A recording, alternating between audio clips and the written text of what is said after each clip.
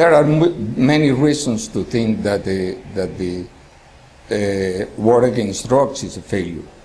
The main is that through the years, the last 40, 50 years in which the world has been, and particularly the US, with this policy of the war on drugs, it's very clear that consumption has increased, production has increased.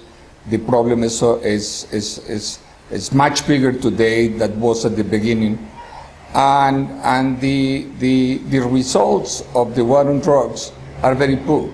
In the case of Colombia, you have hundreds of thousands of people killed. In Mexico, in only 6 years, there have been 60,000 killings. So I think we need really to change the approach to the war on drugs.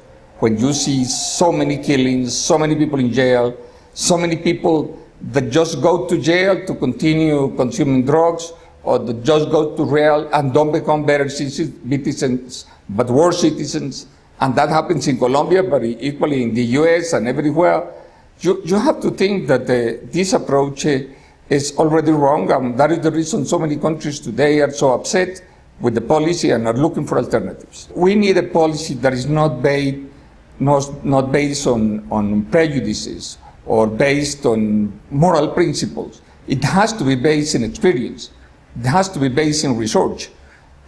Countries have to look for the consequences of drugs and to see, for example, marijuana today.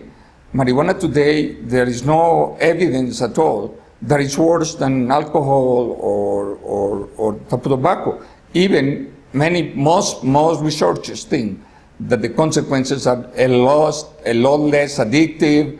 The people who use marijuana, never a person dies for overdoses of marijuana. The real approach is regulation. At least with marijuana, we have to start with regulation.